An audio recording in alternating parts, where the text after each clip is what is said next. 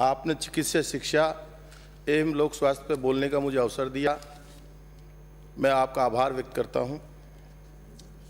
सबसे पहले तो मैं शुरुआत करूंगा,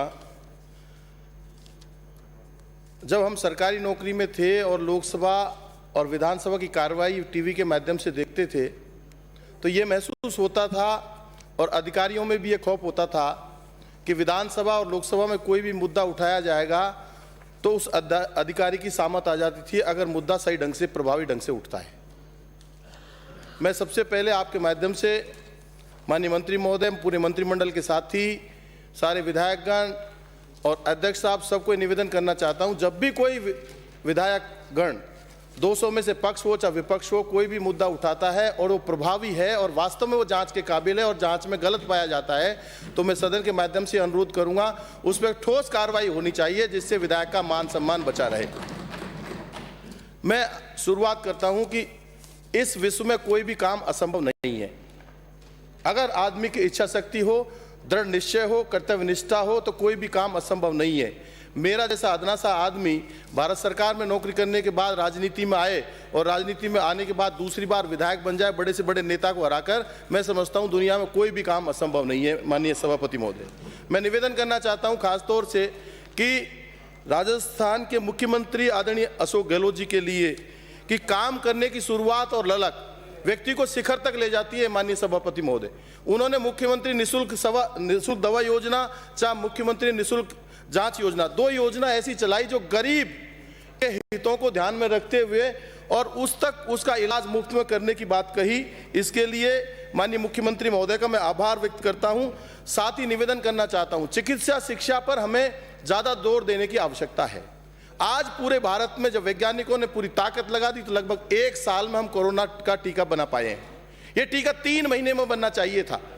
जिस तरह से रिसर्च होनी चाहिए थी, जिस तरह से शिक्षा पर और अधिक ध्यान देने की आवश्यकता थी, पूरे भारतवर्ष नहीं दे पाया। मैं ये निवेदन करूंगा भारत सरकार से और राजस्थान सरकार से कि चिकित्सा की रिसर्च की बात हो चाहे शिक्षा की बात हो, इस पर हम सबको मिलजुल करके एक ऐसी नीति बनानी चाहिए जो हमारे चिकित्सा अधिकारी और वैज्ञानिकों के लिए काम सफलतापूर्वक हो सके।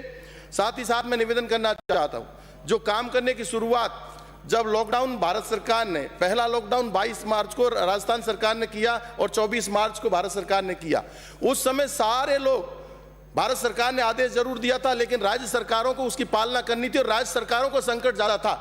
मैं निवेदन करना चाहता हूं माननीय मुख्यमंत्री अशोक गहलोत जी से कि उन्होंने काम करने की जो ललक थी और शुरुआत को शिखर तक ले जाने की चिंता की और राजस्थान की 8 करोड़ की जनता का चिकित्सा और स्वास्थ्य का ध्यान कैसे रखा जाए, उसमें कंधे से कंधे मिलाकर के आदरणीय रघु शर्मा जी और पूरी मंत्रिमंडल के साथियों ने जो शानदार और जानदार काम किया, मैं पूरे मंत्रिमंडल सहित रघु शर्मा जी और मुख्यमंत्री अशोक गहलोत जी को बहुत बहुत बधाई और साधुवाद देना चाहता हूं। साथ के साथ ही मैं निवेदन करना चाहता हूं, मेरी CSC महुआ में जब मैं विधायक बना था तो वहां की ओपीडी 54,000 थी, आज वहां की ओपीडी 2,80,000 है और वो 30 से 50 बेड हुई। 50 से पिछले बजट में माननीय मुख्यमंत्री महोदय ने उसको 100 बेड की घोषणा की थी। आदरणीय रघु शर्मा जी से मैं निवेदन करूंगा कि उसकी बजट घोषणा में 100 बेड की घोषणा की थी, उसको अभी आपने आदेश 75 बेड का निकाला है।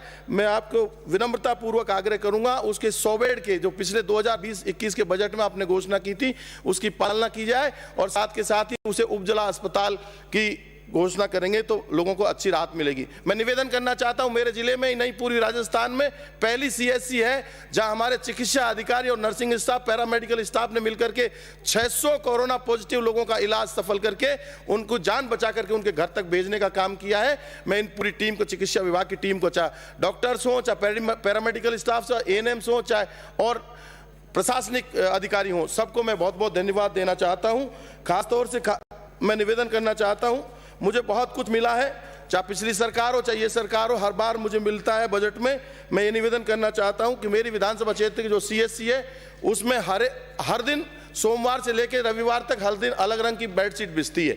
उससे जो एक बेईमानी थी, 25 रुपये चादर की धुलाई की जो बेईमानी थी वो खत्म हो गई और मरीज अपने आप नई बेडशीट, नए कलर की बेडशीट हर दिन मांग लेता है। तो मैं आग्रह करूंगा इस योजना को पूरे राजस्थान स्तर पर लागू किया जाए तो बहुत बेहतर साबित होगा। मैं निवेदन करना चाहता हूं, साथ के साथ ही जो ऑनलाइन रजिस्ट्रेशन है पेशेंट का, होता क्या है कि विधायक की मां गई, विधायक का पिता गया, विधायक का भाई गया, प्रधान का पिता गया, वो फ्री में इलाज कराते हैं और डॉक्टरों को फीस नहीं देते। फीस का मतलब 20 रुपया इमरजेंसी में और 10 रुपये नॉर्मल कोर्स में। मैं निवेदन करना चाहता हूं माननीय चिकित्सा मंत्री जी से, पूरे राजस्थान में रजिस्ट्रेशन ऑनलाइन हो। बात 10 रुपये के सवाल की नहीं है, बात सिद्धांतों की है। चाहे कितने से कितना बड़ा आदमी हो, चाहे छोटे से छोटा आदमी हो, उसको सरकारी फीस देनी चाहिए और सरकारी फीस के आधार पर उसको इलाज कराना चाहिए। आज हर जिले मुख्यालय पर नर्सिंग कॉलेज खोलने का राजस्थान सरकार ने, माननीय मुख्यमंत्री महोदय जी ने जो निर्णय लिया है, तारीफ काबिल है।